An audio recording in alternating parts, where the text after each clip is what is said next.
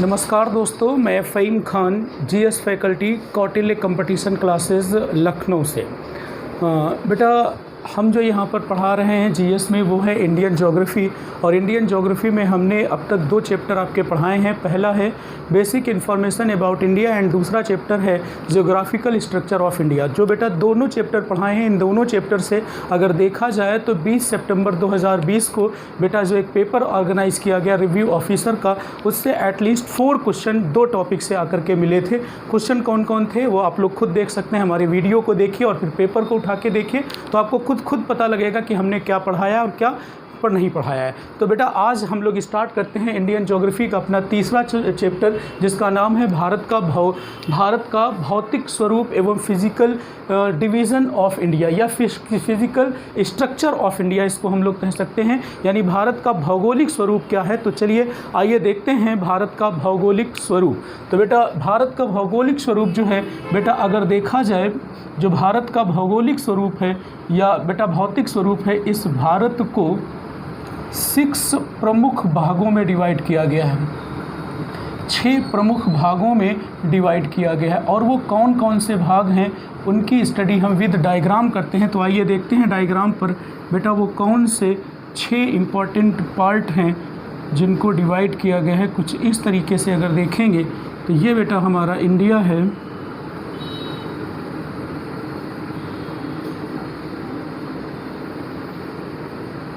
कुछ इस तरीके से ये इंडिया है बेटा। तो यहाँ पर आकर के देखें बेटा, सबसे पहले नंबर पर अगर हम बात करें तो बेटा सबसे पहले नंबर पर ऐसे बेटा क्या है, दिस इज़ द हिमालय पर्वत। यानी पहले नंबर पर हमें क्या पढ़ना होगा, हिमालय पर्वत को पढ़ना होगा। दूसरे नंबर पर आते हैं तो बेटा उत्तर भारत के विशाल मैदान पढ़ने होंगे। क्या पढ़ना होगा, उत्तर भारत का विशाल मैदान देखना होगा और ये पढ़ना होगा। अगर हम तीसरे नंबर पर आएँ तो बेटा जो भारत है, इस भारत के मरुस्थल देखने पड़ेंगे। चौथे नंबर पर अगर हम बात करें तो बेटा ये वाला जो हिस्सा है इसी को हम बोलेंगे प्रायद्वीपीय भारत। क्या पढ़ेंगे, प्रायद्वीपीय भारत। और 5वें नंबर पर अगर हम देखें तो बेटा हमें पढ़ना होगा तटीय भारत। और इस तटीय भारत में हमें ये हिस्सा यानी पश्चिमी घाट पर्वत और ये पूर्वी घाट पर्वत को देखना होगा। और नंबर 6 पर अगर हम बात करें तो बेटा वो हमारा क्या पड़ता है, द्वीपीय भारत। और द्वीपीय भारत के तहत हमें इस अरब सागर में क्या पढ़ना पड़ेगा, अरब सागर में बेटा लक्षद्वीप समूह हमें देखना होगा, लक्षद्वीप समूह देखना होगा। और इधर अगर हम जाएं बेटा ये क्या है, बंगाल की खाड़ी है। और इस बंगाल की खाड़ी में बेटा हमें जो पढ़ना होगा वो होगा अंडमान निकोबार द्वीप समूह। तो अंडमान निकोबार द्वीप समूह को देखना होगा। तो आइए बेटा हम लोग इन्हीं की स्टडी करते हैं। यानी अगर हम पहले नंबर पर बात करें तो हमें हिमालयन माउंटेन्स पढ़ने हैं। एक एक चीज़ों को पढ़ेंगे, विद डायग्राम पढ़ेंगे। हिमालयन माउंटेन्स पढ़ना है। दूसरे नंबर पर बात करें the great plain of north India को हम लोग पढ़ेंगे। यानी हमारे उत्तर भारत के विशाल मैदान की बात करेंगे। थर्ड नंबर पर बात करेंगे बेटा पेनिनसुलर इंडिया की,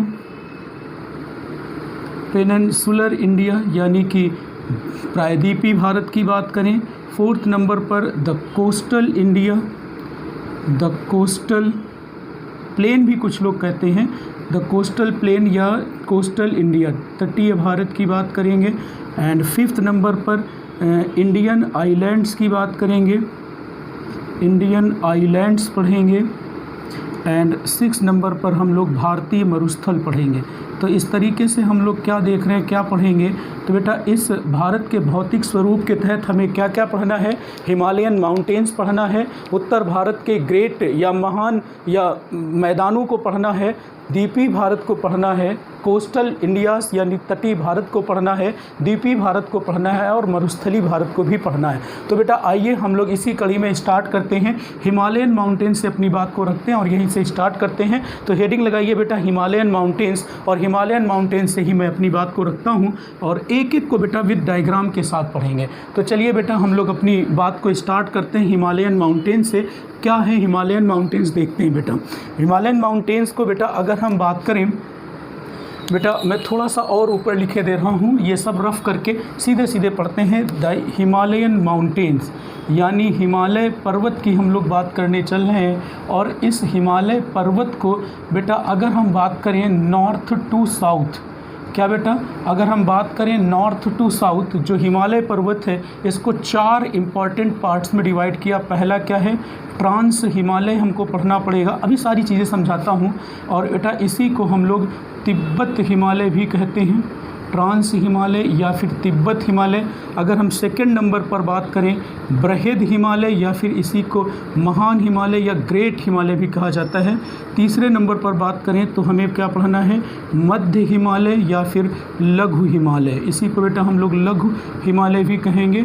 एंड फोर्थ नंबर पर हमें जो पढ़ना है वो है शिवालिक या फिर इसी को उप हिमालय भी कहा जाता है। हमें क्या पढ़ना है, शिवालिक या फिर बेटा उप हिमालय। और ये जो शिवालिक है बेटा इसकी रचना की बात करें, इसकी संरचना के बारे में कहा जाता है कि शिवालिक का निर्माण बेटा इन सबसे बाद में हुआ। और बेटा सबसे बाद में होने की वजह से इन शिवालिक की जो हाइट है बहुत कम है, और बहुत कम होने की वजह से इन्हें फुट हिल रीजन भी कहा जाता है या पद क्षेत्र भी कहा जाता है। तो ये सब सारी चीज़ें हम लोग आगे स्टडी करेंगे। तो Shivalik is the outer part of Himalayan mountains, यानी हिमालय पर्वत का ये सबसे बाहरी पार्ट है जिसका निर्माण सबसे बाद में हुआ है। और सबसे बाद में होने की वजह से इनकी हाइट इन सभी हिमालयों से सबसे कम है, इसलिए इसे बेटा फुट हिल रीजन के नाम से भी जाना जाता है। खैर हम लोग और भी चीज़ों की स्टडी कर रहे हैं। चलिए आइए बेटा हम डायग्राम पर देखते हैं अपने बेटा माउंटेन्स को। डायग्राम पर देखते हैं। देखिए बेटा मेरी आर्ट बहुत अच्छी नहीं है, बट बेटा पूरी कोशिश होगी कि हम अपनी बात को समझा सकें आप सभी लोगों को। तो कुछ इस तरीके से ये हमारा इंडिया का मैप है। अगर हम अपने इस इंडिया के मैप पर देखें तो बेटा सबसे पहले हमको क्या पढ़ना है बेटा, हाँ थोड़ा सा यहाँ पर देखो। अगर मैं यहाँ पर बात करूँ तो ये क्या है, पामीर का पठार है। और इस पामीर के पठार से एक इधर पर्वत श्रृंखला गई है जिसको हिंदू कुश कहा जाता है। एक और ऐसे पर्वत श्रृंखला गई है जिसको क्युनलुन कहा जाता है। और इसी के तहत हमें क्या पढ़ा बेटा, सबसे पहली जो हमें पढ़नी है भारत में वो है काराकोरम रेंज, यानी काराकोरम श्रेणी पढ़नी है।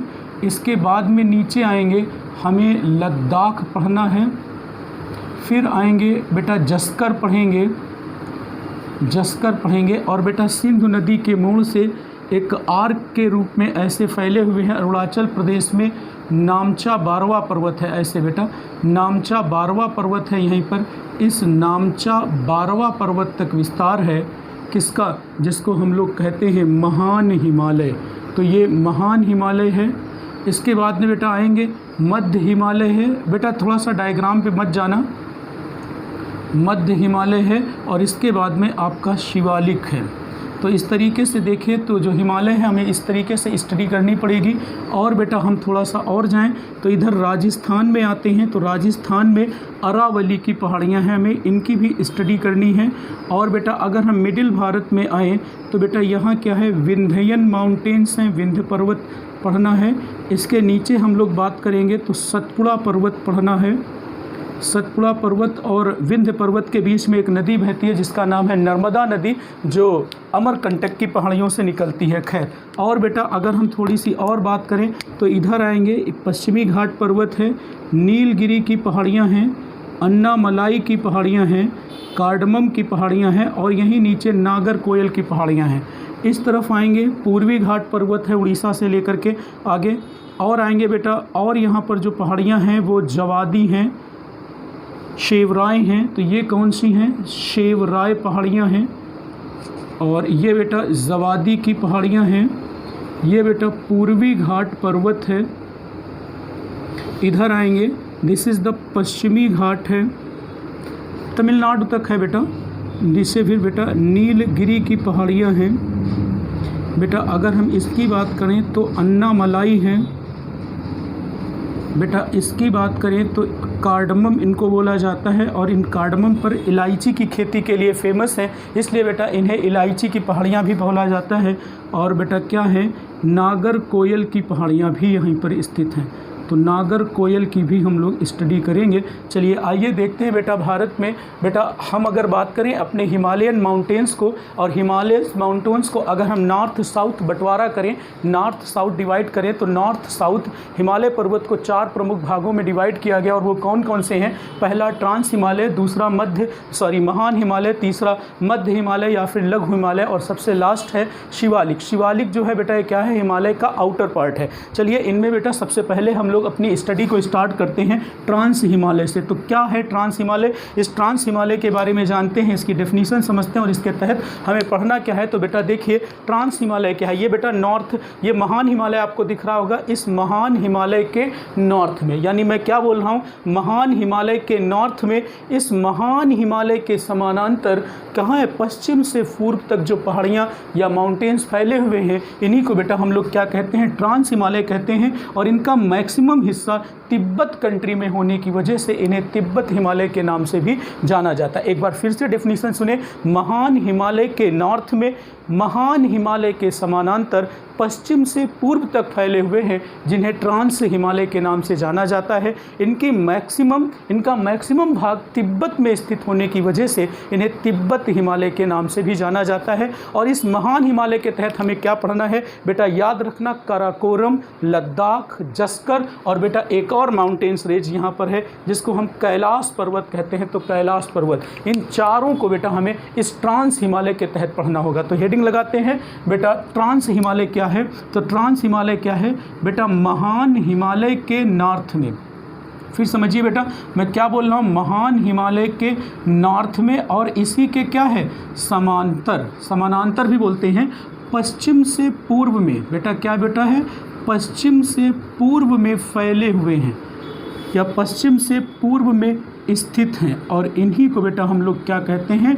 ट्रांस हिमालय कहते हैं। समझ में आ गई होगी बात। दूसरी बात है बेटा, इनका जो अधिकांश भाग है यानी मैक्सिमम पार्ट, अधिकांश भाग कहाँ है? तिब्बत में स्थित होने के कारण इन्हें तिब्बत हिमालय भी कहा जाता है। क्या कहा जाता है? तिब्बत हिमालय भी कहा जाता है। एंड नेक्स्ट बात है, इसके तहत हमें बेटा पढ़ना क्या क्या है? काराकोरम रेंज को पढ़ेंगे, काराकोरम को पढ़ेंगे, लद्दाख को पढ़ेंगे, इसके बाद बेटा क्या पढ़ेंगे? जस्कर पढ़ेंगे और कैलाश पर्वत को भी पढ़ेंगे। और इसके बाद बेटा सीधे हम फिर मध्य हिमालय और लघु हिमालय पर पहुंच जाएंगे। तो आपको हमारी बात समझ में आ गई होगी कि ट्रांस हिमालय क्या है। ट्रांस हिमालय महान हिमालय के नॉर्थ में स्थित, उसी के समानांतर पश्चिम से पूर्व में फैले हुए भाग को ही हम लोग क्या कहते हैं? ट्रांस हिमालय। इनका मैक्सिमम हिस्सा तिब्बत कंट्री में होने की वजह से इन्हें हम बेटा तिब्बत हिमालय भी कहते हैं। और बेटा काराकोरम, लद्दाख, जस्कर, कैलाश पर्वत, इसके तहत हम लोग स्टडी करेंगे। हेडिंग लगाते हैं काराकोरम पर्वत श्रृंखला। तो बेटा काराकोरम को जान लेते हैं क्या है काराकोरम। तो काराकोरम की सबसे पहली बात, अगर हम लोकेशन की बात करें तो ये लोकेशन की बात अगर करें तो ये जम्मू एंड कश्मीर राज्य में है।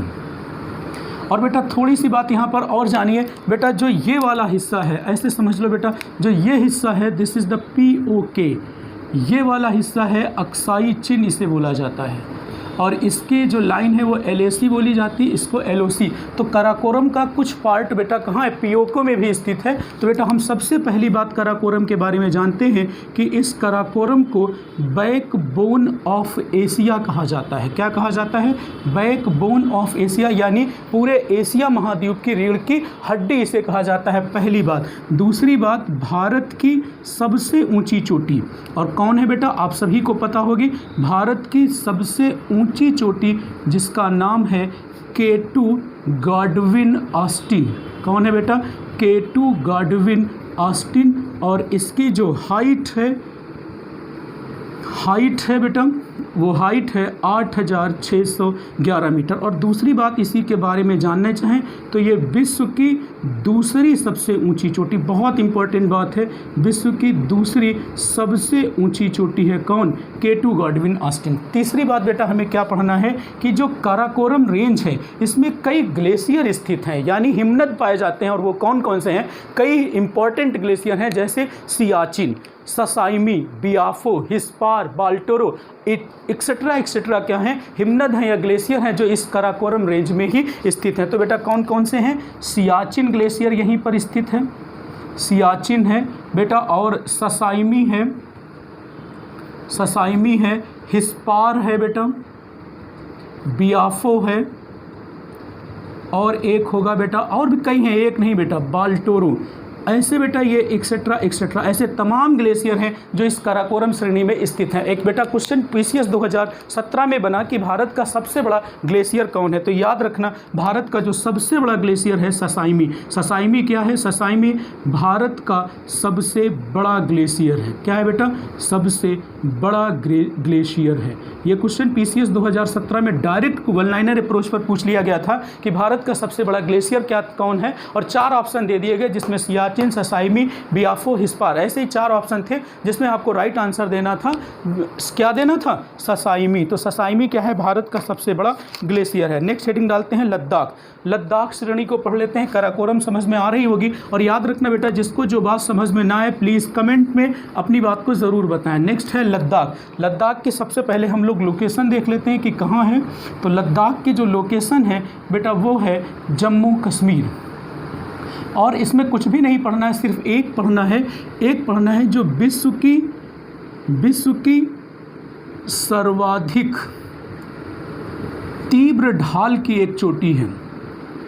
तीव्र ढाल की चोटी पाई जाती है जिसका नाम है राकापोशी, और ये राकापोशी इसी लद्दाख श्रेणी में स्थित है। नेक्स्ट पढ़ेंगे जस्कर। जस्कर के बारे में क्या जानेंगे? तो जस्कर क्या है, बस इसकी लोकेशन जान लो। लोकेशन है जम्मू कश्मीर। लोकेशन क्या है? जम्मू कश्मीर। इसके बाद हम लोग क्या पढ़ेंगे बेटा? कैलाश पर्वत के बारे में सिर्फ एक ही बात जाननी है।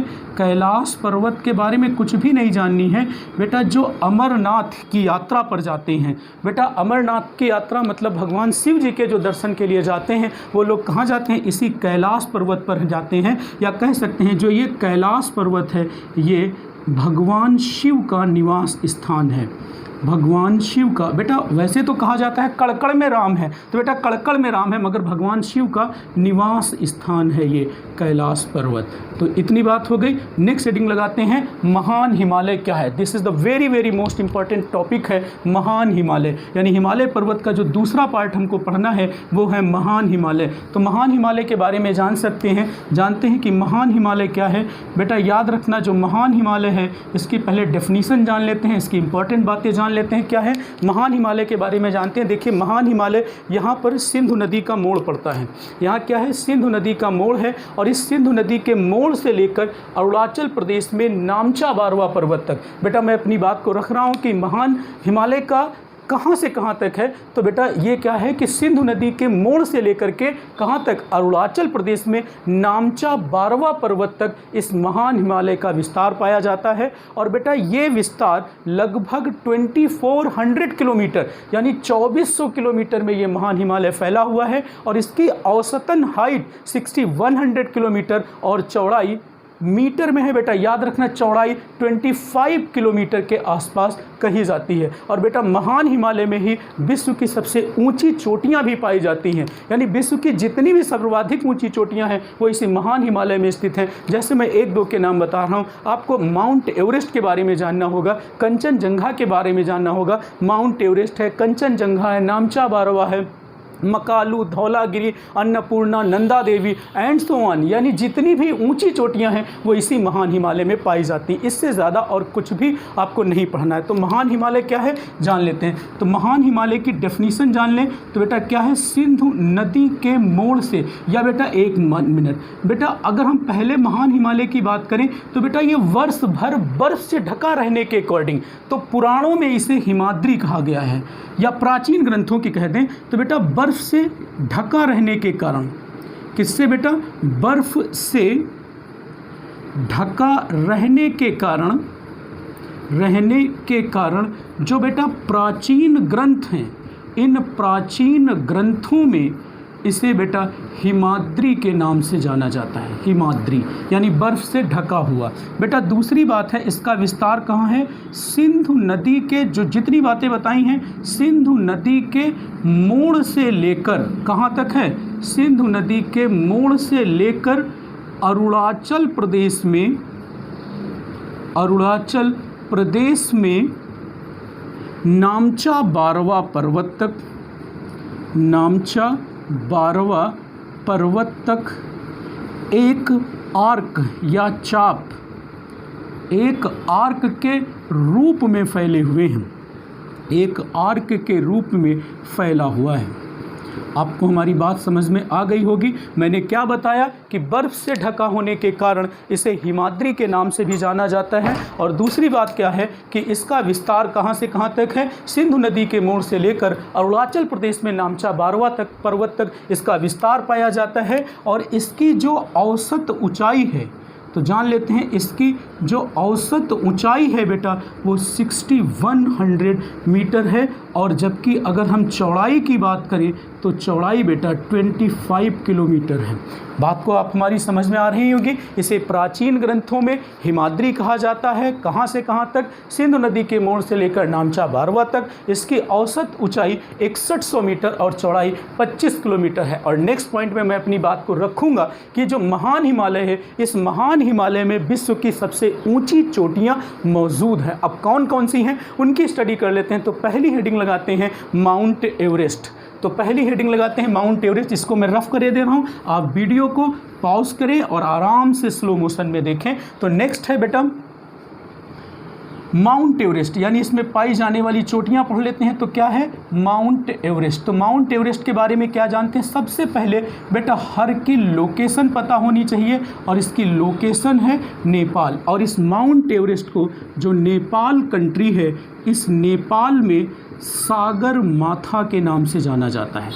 किस नाम से, सागर माथा के नाम से जाना जाता है। पहली बात, इसकी जो हाइट है, इसकी हाइट 8848 मीटर है। बट आज की डेट में कुछ किताबें 8850 मीटर लिखने लगी हैं। इतनी बात हो गई। तीसरी और इम्पॉर्टेंट बात है कि जो माउंट एवरेस्ट है, ये माउंट एवरेस्ट क्या है, विश्व की सबसे ऊंची चोटी है। ये क्या है बेटा, विश्व की सबसे ऊंची चोटी है। कौन, माउंट एवरेस्ट सबसे ऊंची चोटी। दूसरी सबसे ऊंची चोटी कौन थी बेटा, अभी अभी हमने इस माउंट एवरेस्ट में क्या पढ़ा, K2, और यहाँ पर ये क्या है माउंट एवरेस्ट। तो माउंट एवरेस्ट क्या है, विश्व की सबसे ऊंची चोटी है बेटा। और इसके बारे में कुछ नहीं पढ़ना है, बस कुछ फैक्ट जान लेते हैं इसके बारे में। माउंट एवरेस्ट पर चढ़ने वाले या पहुँचने वाले, माउंट एवरेस्ट के शीर्ष पर पहुँचने वाले पहले व्यक्ति कौन थे, पहली भारतीय महिला कौन थी, या जितनी भी इंपॉर्टेंट फैक्ट्स हैं उनकी बात कर लेते हैं। तो याद रखना बेटा, माउंट एवरेस्ट पर चढ़ने वाले पहले व्यक्ति थे जो थे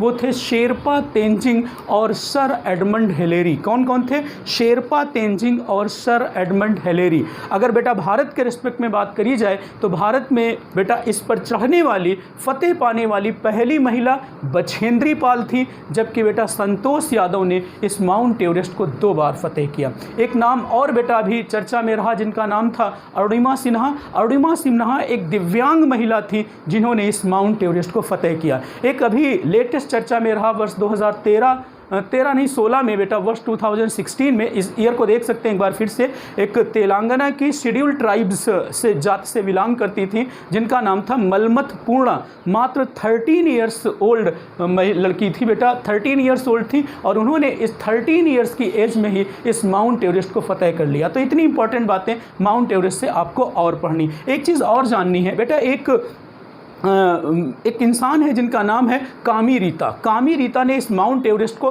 22 टाइम्स फतेह किया, यानी माउंट एवरेस्ट पर 22 बार पहुंची हैं। और बेटा इन्होंने अप्पा शेरपा के रिकॉर्ड को भी तोड़ा है और अप्पा शेरपा ने माउंट एवरेस्ट को 21 टाइम्स फतेह किया था, यानी 21 बार फतेह किया है। तो इतने फैक्ट के साथ हम लोग माउंट एवरेस्ट के साथ, तो माउंट एवरेस्ट पर चढ़ने वाले पहले व्यक्ति हैं, फतेह करने वाले हैं शेरपा तेंजिंग। आप सभी को पता होगा ये सारी बातें, शेरपा तेंजिंग एंड बेटा sir Edmund Hillary, sir Edmund Hillary. और इन्होंने क्या काम किया है, यानी इन्होंने हमारी माउंट एवरेस्ट को फतेह किया, यानी माउंट एवरेस्ट पर पहुँचे थे बेटा। नेक्स्ट बात करें तो हम नेक्स्ट बात करेंगे बछेंद्री पाल की।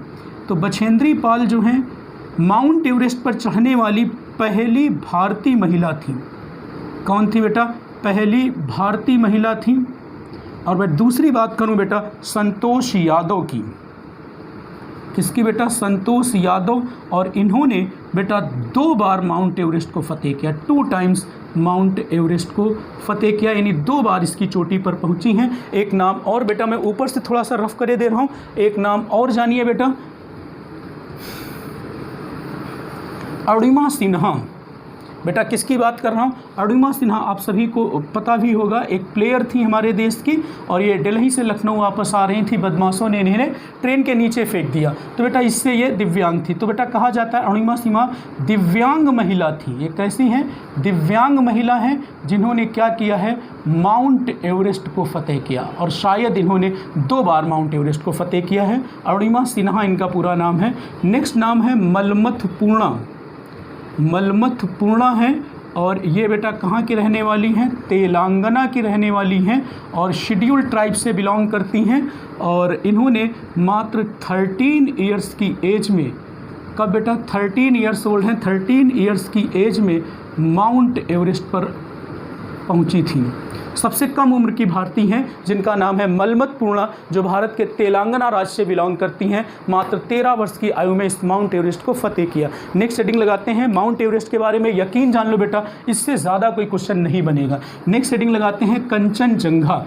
कंचनजंगा कहाँ है? तो देख लेते हैं कंचनजंगा कहाँ है। तो कंचनजंगा यहाँ पड़ेगी इस महान हिमालय में, सिक्किम में। तो सिक्किम में पड़ेगी जा करके। कंचनजंगा की बात कर लेते हैं। कंचनजंगा, अगर बेटा हम इसकी लोकेशन की सबसे पहले बात करें तो इसकी लोकेशन है सिक्किम। कहाँ है? सिक्किम। और सिक्किम में है तो बेटा इसकी हाइट, कंचनजंगा की हाइट है 8,598 मीटर। और इसके बारे में कहा जाता है जो कंचनजंगा है ये भारत की दूसरी सबसे ऊंची चोटी है। भारत की दूसरी सबसे ऊंची चोटी। पहली भारत की सबसे ऊंची चोटी कौन है? K2। दूसरी कौन है? कंचनजंगा। जबकि विश्व की सबसे ऊंची चोटी कौन है? तो याद रखना, विश्व की सबसे ऊंची चोटी जो है बेटा, वो विश्व की सबसे ऊंची चोटी है माउंट एवरेस्ट। तो ये भारत की दूसरी सबसे ऊंची चोटी है। तो पहली कौन थी? K2। ये अब पढ़ाने की ज़रूरत नहीं। इसके अलावा आपको और कौन सी चोटियों को पढ़ना है? जैसे आपको मकालू के बारे में जान लो, इसकी हाइट होगी 8,481। और बेटा आपको क्या जानना है? धौलागिरी के बारे में जानना है। धौलागिरी के बारे में जानना है। आपको हाइट पता करनी है। मकालू है, धौलागिरी है, नंगा पर्वत 8172 8126, 8172 नंगा पर्वत, इसकी हाइट है 8126 मीटर। सब कहीं मीटर ही लिखूंगा बेटा, कहीं धोखे में किलोमीटर लिख जाए तो उसको मीटर कर लेना, हाइट किसी की किलोमीटर में नहीं है। तो इस तरीके से हम क्या देखेंगे कि जो महान हिमालय है, महान हिमालय पूरे विश्व में अपनी ऊंची चोटियों के लिए जाना जाता है। कई पर्यटक स्थल भी हैं, मगर पर्यटक स्थल इसके नीचे जो लघु हिमालय और मध्य हिमालय का हिस्सा है, इनमें बेटा कई घाटियाँ हैं, जैसे कुल्लू घाटी, कांगड़ा घाटी, कई पर्यटक स्थल भी हैं, तो हम लोग उनका भी जिक्र करेंगे। तो महान हिमालय की खास बात क्या है? महान हिमालय की खास बात है कि महान हिमालय पूरे विश्व में अपनी ऊंची चोटियों के लिए फेमस है। जैसे माउंट एवरेस्ट है, कंचनजंगा, मकालू, नंगा पर्वत, बद्रीनाथ आदि चोटियां इसमें पाई जाती हैं। तो नेक्स्ट हेडिंग लगाते हैं मध्य हिमालय या फिर लघु हिमालय। नेक्स्ट हेडिंग है मध्य हिमालय या फिर लघु हिमालय। तो नेक्स्ट हेडिंग की तरफ हम लोग बढ़ते हैं। नेक्स्ट हमारा टॉपिक बात है आज की मध्य हिमालय और या फिर लघु हिमालय।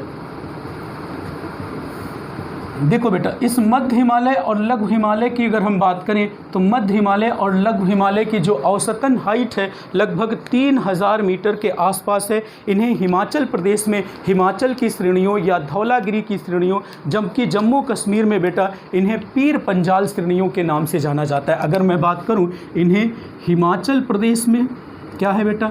हिमाचल प्रदेश में हिमाचल श्रेणी, धौलागिरी श्रेणी या फिर जम्मू कश्मीर में इन्हें बेटा पीर पंजाल की श्रेणियों के नाम से जाना जाता है या पीर पंजाल के नाम से जाना जाता है। पहली बात। नेक्स्ट बात है, अगर मैं इनकी औसत ऊंचाई की बात करूं तो इनकी जो औसत ऊंचाई है वो 3000 मीटर से लेकर के लगभग 4500 मीटर तक है। बेटा अगर हम मध्य हिमालय की बात करें, इन्हें हिमाचल प्रदेश में हिमालय की श्रेणियाँ या हिमाचल हिमालय या धौलागिरी की पहाड़ियाँ, फिर जम्मू कश्मीर में पीर पंजाल की श्रेणियों के नाम से जाना जाता है, जबकि इनकी औसत ऊंचाई बेटा कितनी है 3000 मीटर से लेकर 4500 मीटर। अगर यही हिस्सा नेपाल में पहुंचता है तो नेपाल में इन्हें महाभारत श्रेणी के नाम से भी जाना जाता है, महाभारत श्रेणी के नाम से भी जाना जाता है। बेटा अगर मैं थोड़ी सी और बात करूं, बेटा जो मध्य हिमालय है और जो लघु हिमालय है, यानी जो महान हिमालय और मध्य हिमालय है, बेटा अगली बात कर रहा हूं कि ये जो महान हिमालय है, इस महान हिमालय और मध्य हिमालय के बीच में, मध्य हिमालय के बीच में कई घाटियां हैं, जैसे कांगड़ा घाटी है, बेटा कुल्लू घाटी है, ये सब प्लेस भी यहीं पर मौजूद हैं। बेटा क्या है, कांगड़ा घाटी है, कुल्लू घाटी है, ये सब प्लेस भी कश्मीर की घाटियां भी मिलती हैं। यानी मैं सिर्फ इतनी बात बता रहा हूँ, महान हिमालय और मध्य हिमालय के बीच में कांगड़ा घाटी, कुल्लू घाटी, कश्मीर घाटी भी यहीं पर मिलती है, कश्मीर घाटी। और बेटा मैं बात करूं, जब थोड़ा सा और नीचे आएंगे तो बेटा ये जो मध्य हिमालय और लघु हिमालय का प्लेस है, ये अपने पर्यटक स्थलों के लिए भी फेमस है। और पर्यटक स्थलों के लिए फेमस है तो वो पर्यटक स्थल कौन कौन से हैं बेटा? फेमस है पर्यटक स्थल हैं जैसे डलहौजी, डलहौजी एक प्लेस है, मतलब हिमाचल प्रदेश में। शिमला, शिमला भी यहीं पड़ेगा। धर्मशाला ये भी बेटा पड़ेगा। दार्जिलिंग ETC, बेटा यही आपको पढ़ना है मध्य हिमालय में। तो देख लें एक बार मध्य हिमालय क्या है। मध्य हिमालय की जो औसत ऊंचाई है बेटा वो 3000 मीटर से लेकर के 4500 मीटर तक है। अगर मैं मध्य हिमालय की बात करूं, हिमाचल प्रदेश में इन्हें हिमाचल हिमालय या धौलागिरी की पहाड़ियों के रूप में जाना जाता है। जम्मू कश्मीर में बेटा मध्य हिमालय को या लघु हिमालय को बेटा हम क्या कहेंगे? पीर पंजाल के नाम से जाना जाता है। नेपाल में इन्हें महाभारत की श्रेणियों के नाम से जाना जाता है। और मैं बात करूँ मध्य हिमालय और महान हिमालय के बीच में बेटा कई घाटियां मौजूद हैं, जैसे कांगड़ा घाटी, कुल्लू घाटी, कश्मीर घाटी। और बेटा ये जो मध्य हिमालय है अपने पर्यटक स्थलों के लिए फेमस है, जैसे डलहौजी है, शिमला है, डलहौजी, शिमला, धर्मशाला, दार्जिलिंग एंड सो ऑन। ऐसे तमाम प्लेसेस हैं जो बेटा इनके लिए या पर्यटक स्थलों के लिए फेमस हैं। नेक्स्ट हेडिंग लगाते हैं शिवालिक। शिवालिक के बारे में जानते हैं और शिवालिक को पढ़ते हैं। तो शिवालिक क्या है? शिवालिक का बेटा जैसा कि मैंने पहले ही बताया था, शिवालिक का निर्माण जो था बेटा ऐसे समझ लो, जो शिवालिक है, जो ये शिवालिक है, इस शिवालिक को बेटा हम लोग उप हिमालय भी कहते हैं, या बेटा ये क्या कहें कि आउटर पार्ट ऑफ हिमालय। ये क्या है? आउटर पार्ट ऑफ हिमालय, यानी हिमालय का बाहरी हिस्सा है। तो बेटा अगर मैं हिमालय शिवालिक की बात करूं तो जो इसका निर्माण है, इसका निर्माण बेटा सबसे बाद में होने के कारण, सबसे बाद में हुआ है, सबसे बाद में हुआ। और दूसरी बात क्या थी? सबसे बाद में तो हुआ है और यही कारण है या इसी कारण क्या है बेटा, इनकी जो ऊंचाई है, इनकी ऊंचाई सबसे कम है और सबसे कम होने की वजह से इसे पद क्षेत्र या कुछ लोग इसको पाद क्षेत्र या फिर बेटा इसे फुट हिल रीजन्स के नाम से भी जानते हैं।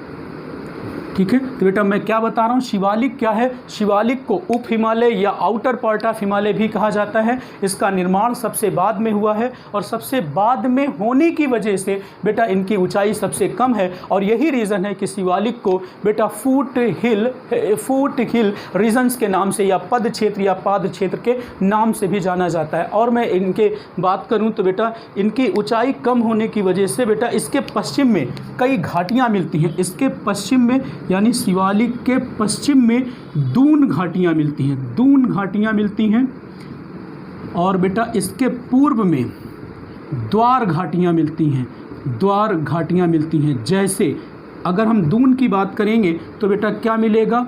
देहरादून। अगर मैं द्वार की बात करूँगा तो बेटा हरिद्वार। तो यही बात मैं बताना चाह रहा हूँ। एक बात और है, जो शिवालिक है, इस शिवालिक के आउटर पार्ट में अगर हम देखें तो जम्मू कश्मीर में इन्हें जम्मू की पहाड़ियों के नाम से जाना जाता है। और इन्हें बेटा अगर मैं अरुणाचल प्रदेश तक पहुँचूँ तो अरुणाचल प्रदेश में बेटा मिलने वाली जो पहाड़ियाँ हैं इसी शिवालिक के तहत, जिनको बेटा मिश्मी, अबोर, डाफला के नाम से भी जानते हैं। तो बेटा हम लोग क्या कह रहे हैं कि जो शिवालिक है, शिवालिक में अगर मैं बात करूं जम्मू कश्मीर में, तो इन्हें जम्मू कश्मीर की पहाड़ियाँ कहा जाता है, जम्मू कश्मीर की पहाड़ियाँ कहा जाता है। और दूसरी बात है, अगर मैं अरुणाचल प्रदेश की बात करूं, वैसे मैं इसको भी अलग पढ़ाऊँगा, अरुणाचल प्रदेश की अगर बात करूं तो इन्हें डाफला ये पहाड़ियाँ मिलेगी, Mishmi, Abor and so on, ऐसी पहाड़ियाँ मिलती हैं। यही शिवालिक है बेटा। ऐसा आपने देख लिया कि जो भारत था, जो बेटा हिमालयन माउंटेन्स था, इस हिमालयन माउंटेन्स का नॉर्थ टू साउथ डिवीज़न देखा है। तो अब पढ़ लेते हैं हिमालय पर्वत का ईस्ट टू वेस्ट या वेस्ट टू ईस्ट डिवीज़न कैसा है। तो वेस्ट टू ईस्ट, तो नेक्स्ट हेडिंग लगाते हैं इसी हिमालय पर्वत के हिमालयन माउंटेन्स में। दूसरी बात पढ़ते हैं कि हमारे हिमालयन माउंटेन्स का वेस्ट टू ईस्ट, यानी सेकेंड पॉइंट है हिमालय पर्वत का west to east division. West to east कैसे डिवीज़न हुआ है, तो बेटा ऐसे समझ लेते हैं। बेटा मान लेते हैं ये हमारा हिमालय है, बेटा डायग्राम से बस समझ लो, और यहाँ पर क्या है, ब्रह्मपुत्र नदी है। कौन है, ब्रह्मपुत्र नदी, ऐसे समझो बेटा।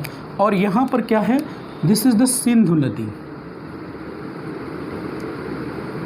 उसी डायग्राम में समझाएंगे तो समझ में थोड़ा सा कम आएगा। बेटा ये क्या है, सतलज, ये क्या है, काली नदी, ये क्या है, तीस्ता, और ये क्या है, नदी है बेटा। अब जो बेटा हमारा हिमालय पर्वत है, इस हिमालय पर्वत को वेस्ट टू ईस्ट जो डिवाइड किया गया है वो बेटा क्या है, अगर मैं अपने इस पहले पार्ट की बात करूं तो इसको हम लोग पंजाब हिमालय कहते हैं। क्या कहते हैं, पंजाब हिमालय। अगर इसकी लेंथ की बात करी जाए तो 320 किलोमीटर के आसपास है।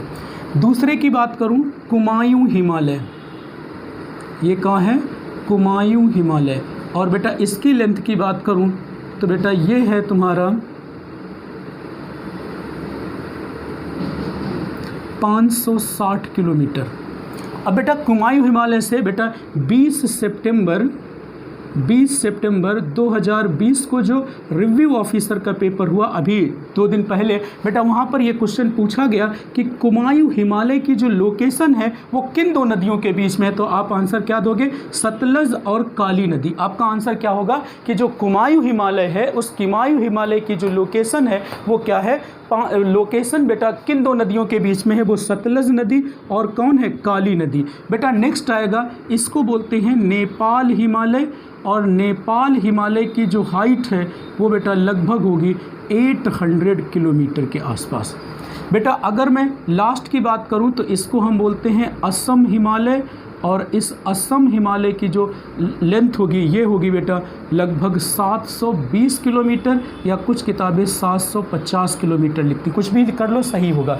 बेटा अब देखिए बेटा, अगर मैं इस पंजाब हिमालय की बात करूं तो इस पंजाब हिमालय, बेटा इस पंजाब हिमालय में जो आने वाली चोटियां होंगी वो कराकोरम होगी, लद्दाख होगी, जस्कर होगी, पीर पंजाल होगी।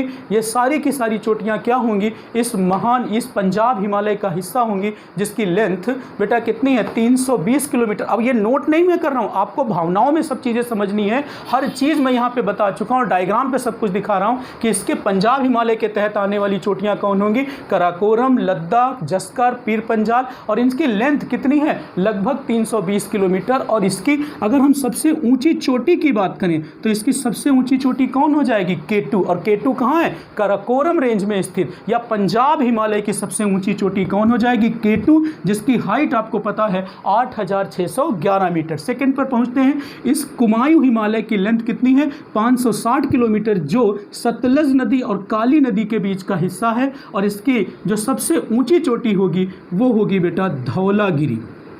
कौन होगी?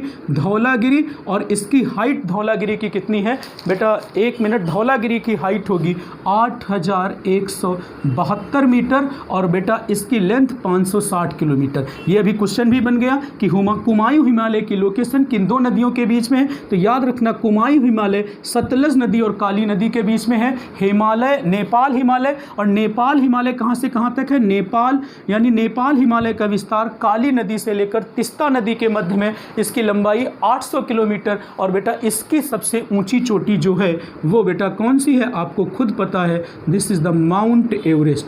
यानी कौन है? Mount Everest. और इस माउंट एवरेस्ट की जो सबसे माउंट एवरेस्ट क्या है? माउंट एवरेस्ट की लेंथ कितनी है? 8848 मीटर हाइट है। इसका विस्तार 800 किलोमीटर की रेंज में है। एंड नेक्स्ट बात करते हैं असम हिमालय। इस असम हिमालय का विस्तार कहाँ से है? तिस्ता नदी से लेकर ब्रह्मपुत्र नदी, या बेटा कुछ लोग इसको दिहांग भी बोलते हैं, याद रखना। तो दिहांग नदी भी मैं लिखे दे रहा हूँ, और दिहांग नदी भी लिखा मिल सकता है, तो घबराना मत, दोनों एक ही बात है।